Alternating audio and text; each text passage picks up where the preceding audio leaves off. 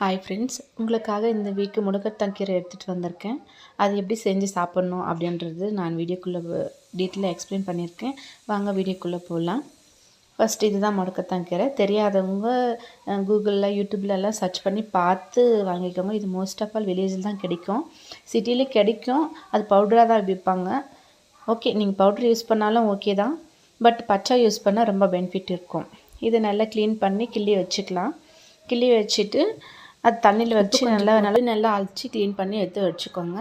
அதுக்காக இப்போ நெக்ஸ்ட்டு வந்துட்டு கடாயில் ஆயில் விட்டுக்கலாம். நான் ஒரு 3 to 4 டேபிள் ஸ்பூன் வச்சுருக்கேன். உங்களுக்கு ஆயில் நல்லா இதை கொஞ்சம் நல்லா யூஸ் பண்ணுங்கள்.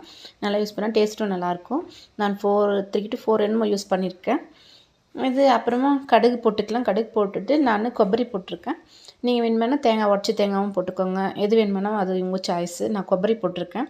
அதில் மருத்துவ குணம் ரொம்ப ஜாஸ்தியாக இருக்கும் இல்லையா, அதனால தான் நான் கொಬ್ಬரி யூஸ் பண்ணியிருக்கேன் இதுலேயும். அப்புறமா உளுந்து, நீங்கள் கருப்பு உளுந்து, நாங்கள் அதில் தான் சொல்கிறது, நீங்கள் கருப்பு உளுந்து எடுத்து யூஸ் பண்ணிக்கோங்க. நான் வெள்ளை உளுந்து யூஸ் பண்ணியிருக்கேன். உங்கள்கிட்ட இருந்தால் கருப்பு உளுந்து. அப்புறமா கடலைப்பருப்பு கொஞ்சமாக, ஒரு 7 to 8 மிளகா போட்டிருக்கேன். உங்களுக்கு காரம் எவ்வளோ வேணுமோ அவ்வளோ மிளகா போட்டுக்கோங்க. நான் 8 9 மிளகா அப்படி போட்டிருக்கேன்.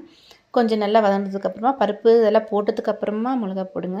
மிளகா போட்டதுக்கப்புறமா கொஞ்சம் ப்ரௌனிஷாக வந்ததுக்கப்புறமா அப்புறம் நெக்ஸ்ட்டு கீரைலாம் கிள்ளி வச்சுருக்கேங்க இல்லையா, அதெல்லாம் நீட்டாக க்ளீன் பண்ணி வச்சுன்னு வெங்காயம் எல்லாம் பொடியாக கட் பண்ணி வச்சுருக்கேன். நான் அது ஒரு 3 வெங்காயம் எடுத்திருக்கேன். எடுத்துகிட்டு பொடியாக கட் பண்ணி வச்சு, நீங்கள் பொடியாக கட் பண்ணிக்கோங்க. நான் லேஸாக கட் பண்ணியிருக்கேன். அது மாதிரி போட்டுட்டு நல்லா வதக்கிக்கோங்க. வதக்கிட்டு நீங்கள் வேணுமானா, நான் பூண்டு போடல, தேங்காய் போட்டோம் அப்படின்றதுனால நான் பூண்டு போடல. நீங்கள் வேணுமானா பூண்டும் போட்டுக்கோங்க, தேங்காயும் போட்டுக்கோங்க. ரெண்டையும் யூஸ் பண்ணுறதுனால யூஸ் பண்ணிக்கோங்க. அது உங்கள் சாய்ஸு. நான் போடல, நீங்கள் வேணுமானா போட்டுக்கோங்க. நல்லா வதக்கினதுக்கப்புறமா கொஞ்சம் ப்ரௌனிஷ் ஆகிற வரைக்கும் நல்லா வதக்கணும். வதக்கிட்டு சால்ட் இப்போயே போட்டுக்கோங்க. லாஸ்ட்டில் போட்டுனாலும் நான் இப்போயே போடுறேன். வெங்காயம் போட்டு கொஞ்சம் நேரம் உடனே போட்டுருவேன். அப்புறமா கொஞ்சம் தேவையான அளவு மஞ்சள்தூள் போட்டுக்கோங்க. போட்டுட்டு அந்த கீரையில் நல்லா க்ளீன் பண்ணி வச்சுருக்கோம் இல்லையா, அதெல்லாம் போட்டு நல்லா கொஞ்சம் வதக்கின்னு இருங்க. இது சாப்பிட்றதுனால ரொம்ப பெனிஃபிட்ஸ் இருக்குது. அதுதான் மெயின் வீடியோக்குள்ளது. எல்லோரும் சாப்பிட்டு ஹெல்த்தியாக இருக்கணும், அதுதான் தேவை நம்மளுக்கு. இது மெயின் ஜாயிண்ட் பெயின். இப்போல்லாம் ஒரு 15 இயர்ஸ்லேயே சின்ன சின்ன பசங்கள்லேருந்து கால் வலி முட்டி வலி அதெல்லாம் வருதுன்னு சொல்கிறாங்க. வயசானா வருது, அது காமனு.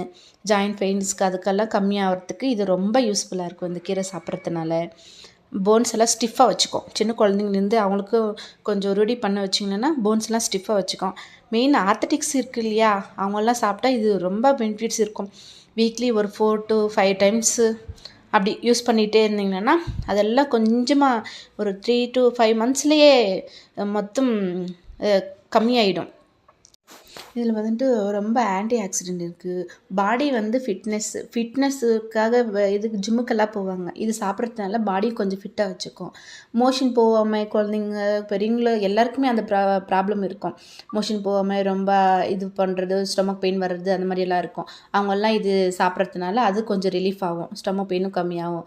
ஸ்கின் வந்து ஹெல்த்தியாக வச்சுக்கும். இந்த ஸ்கின்னு இது சாப்பிட்றதுனால இது நீங்கள் தோசையாக செஞ்சு சாப்பிட்டுக்கலாம். சட்னி மாதிரி பண்ணி வச்சுட்டு சூப் பண்ணி வச்சுன்னு சாப்பிட்லாம். ரசம் செஞ்சு சாப்பிட்லாம். பொரியல் வந்து கொஞ்சம் கசக்கும். அதனால தான் நம்ம இது மாதிரி சட்னி மாதிரி பண்ணிவிட்டு நம்ம எல்லாத்துலேயும் யூஸ் பண்ணி சாப்பிட்டுக்கலாம். இந்த வீடியோ பார்க்குற ஆடியன்ஸ் எல்லாருமே ஹெல்த்தியாக இருக்கணும், அதுதான் தேவை. இது சாதத்துக்கும் போட்டுன்னு சாப்பிட்டுக்கலாம். சுட சாதம் சாப்பிட்டுக்கலாம். தோசை செஞ்சாக்கா அது சாப்பிட்டுக்கலாம். சட்னி மாதிரி பண்ணிவிட்டு சாப்பிட்டாலும் ரொம்ப டேஸ்ட்டாக அது நல்லாயிருக்கும். ஓகே ஃப்ரெண்ட்ஸ், வீடியோ பிடிச்சிருந்தா லைக் பண்ணுங்கள், ஷேர் பண்ணுங்கள், சப்ஸ்கிரைப் பண்ணுங்கள் ஃப்ரெண்ட்ஸ். Bye friends. உங்களோட கிட்ஸும் நல்லா பார்த்துக்கோங்க.